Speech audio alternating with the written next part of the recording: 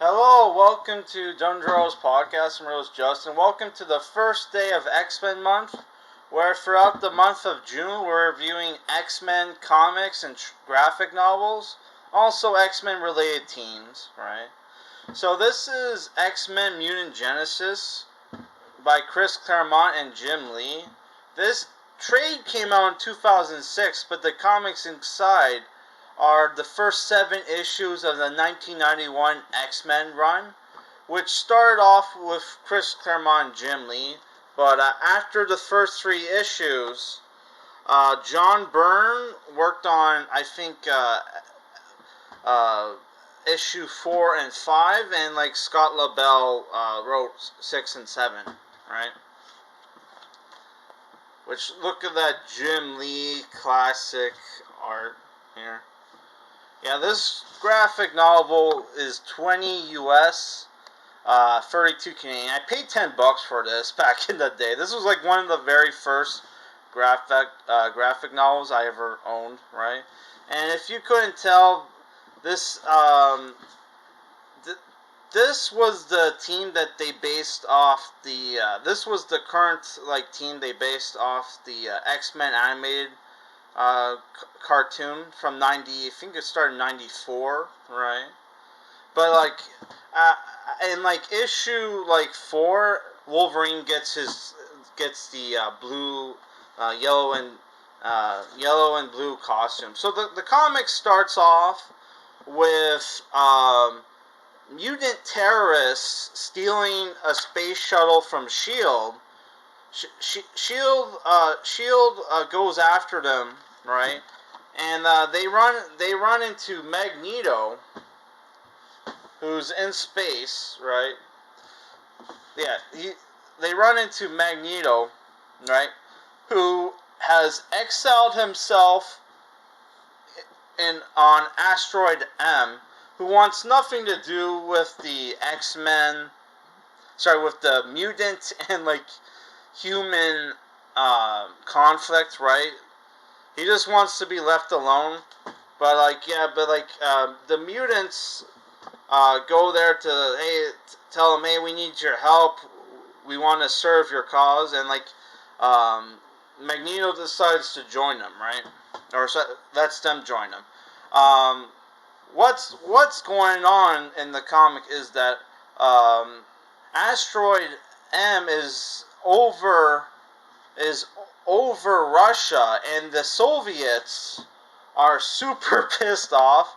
They want to enact the Magneto protocols, which the Magneto protocols are if Magneto posed a threat to the world, all the nations on the planet would come together and destroy Magneto, right? So you have this. Basically, you have a Cuban Missile Crisis, but this time with all the nations of the Earth against Magneto, right? And Nick Fury, which you see Nick Fury here, decides to get the X-Men to intervene, right? Which here you see the X-Men in their cool costumes, right? Right. I love the classic '90s costume. So you have 2 teams of X-Men in this comic book. You have Wolverine, Gambit, Rogue, Iceman. Or sorry, no, you have Jean Grey. Storm runs this team, right? Which is the Iceman, Colossus, and Archangel, right? And then the other team is Cyclops, Rogue, Wolverine, Beast, right, and Gambit. Also, Banshee is here, and so is Forge, right? They're support members, right? There you see Jean Grey and Professor X, and they talk just like in this comic book. They talk just like they do in the cartoon, right? Yeah. So here they're in the first issue. They're just having a little mission, right? A little train mission, right? Yeah. So the first issue is pretty big. It's like 43 pages, right? So yeah, basically you just have, like, you know, the X-Men try to stop Magneto. One half of the X-Men gets captured by Magneto and his acolytes, which are the same people. Also, I forgot to mention Psylocke's on the team as well. Right? Classic Psylocke, right? Yeah.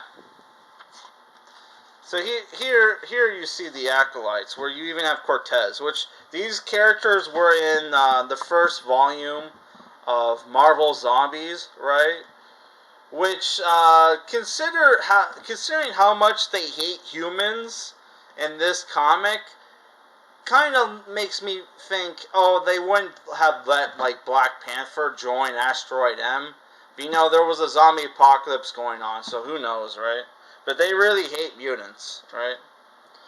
Also, one of the SHIELD agents joins their side and turns out to be a mutant who has the same powers as Marv from, like, from Wildcats. Never explain how that happened. Right? Yeah, you got lots of cool art. Yeah, so the first 3 issues is just a story of, like,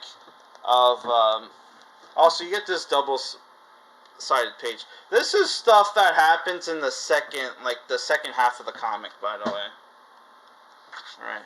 Yeah, so the first half of the comic is just Magneto is getting in, like, this conflict with the X-Men because, you know, the UN wants, Russia and, like, a bunch of countries wants to blow up Asteroid M, right, which is where Magneto lives.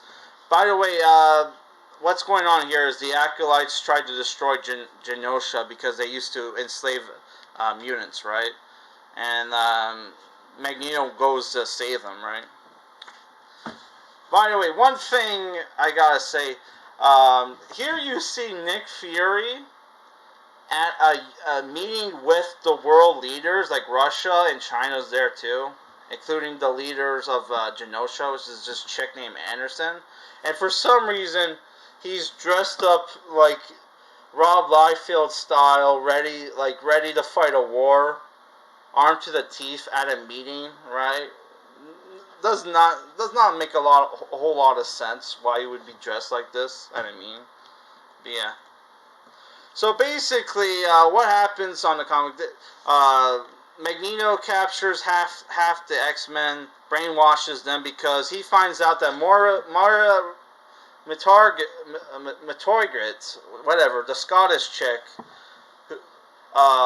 when Magneto was reduced to a kid in an earlier issue, and when that happened, Moira Matorgrit, however you pronounce her name,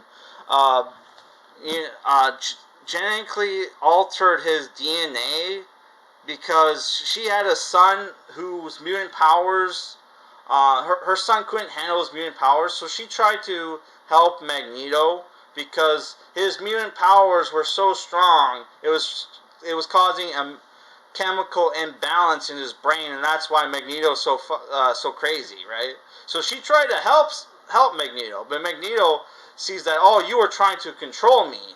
I was a kid in your care, right? Which some guy also shows up to, like, you know, make him full grown again, right? So because of that happened, they captured the X-Men and brainwashed them, right? And then, like, our other X-Men, which is Jean Grey, Storm, Forge, Banshee, Iceman, Colossus, Archangel, have to go and rescue them. Which Banshee also helps, but, like, Banshee gets his jaw broken, right?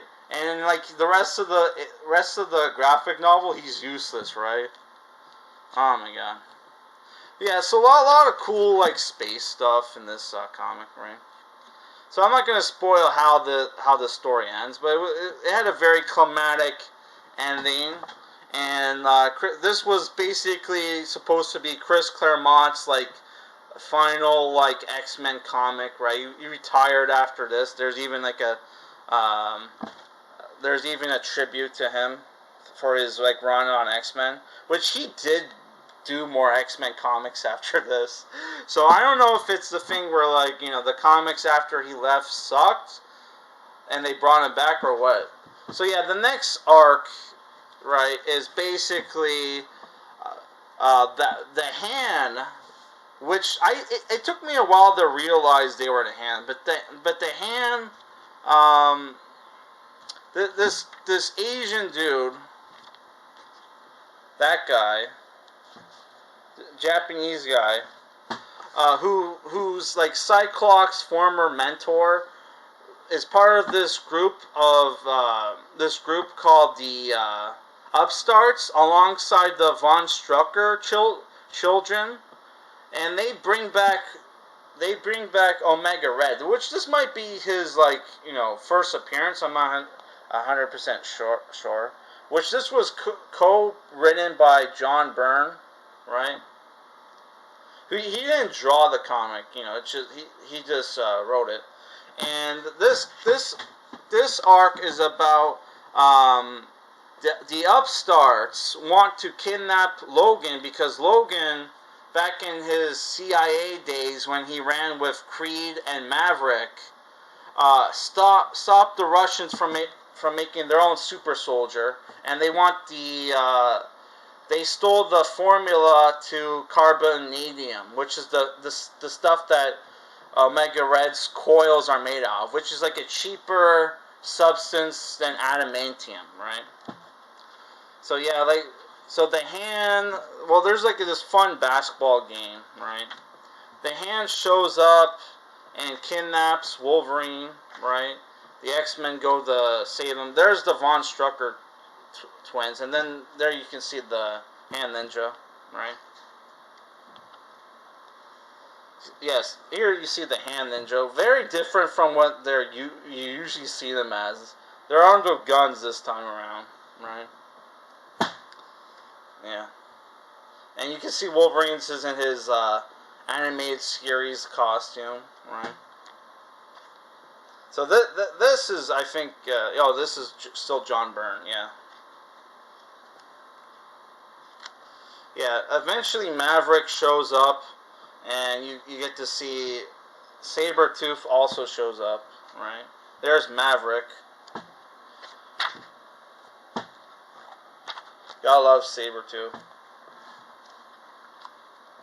Also, there's this subplot with what's his name, Longshot, who there's Longshot.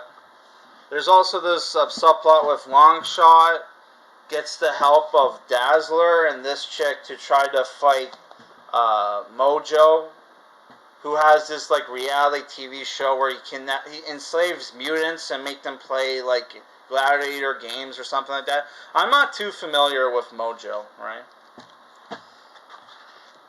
But yeah. So yeah.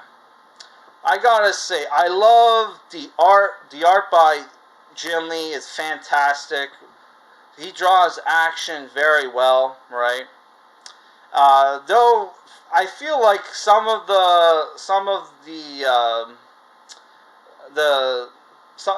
the critiques people put on Rob Liefeld, you can also put on Jim Lee too, because he's but Jim Lee is obviously a way better artist than Rob Liefeld. But he also does the let's put a bunch of pockets and give people like a bunch of weapons and stuff. Right? Yeah, he does that too. But yeah, the art was fantastic. The stories were cool. For all the people who are not fan of the preachiness of like, you know, the whole like X-Men being an allegory for this or that. Some of that, well, most of that is in the first 3 issues, but once that's done, there's none of that in the second half, which is it's just like you have this group of people trying to kidnap Wolverine so they can get their hands on like carbonadium or whatever. Like, yeah, and the X-Men are involved. So yeah, that was a cool, fun story where you got lots of cameos with like Omega Red, Sabretooth, Maverick, right, which is a pretty cool character. There's like also there's some like extra art here with Jeff Matsuda, if you're a fan of Jeff Matsuda, which he did this thing with Maverick, which was pretty cool. You also get to see the alternate covers for Mutant Genesis from the different printings. This is pretty cool. Man, I want that poster. Yeah, so if I were to give this a rating, I would say 8 out of 10. Fantastic. I can't wait to read more X-Men, like, more 90s X-Men comics. If you're a fan of the 90s cartoon, you have to read this stuff. Because they act and they talk just like they do on the cartoon, but with more, like, with better dialogue, right? Because they don't have to censor themselves because they're not a cartoon, right? So for our next X-Men month review, which is going to be on Friday, we're going to review X-Force issue 1. We're going to open this bad boy up, which I have like 5 of these, by the way. So don't worry about it. Only the one with Deadpool is worth a lot of money, and this isn't the Deadpool one.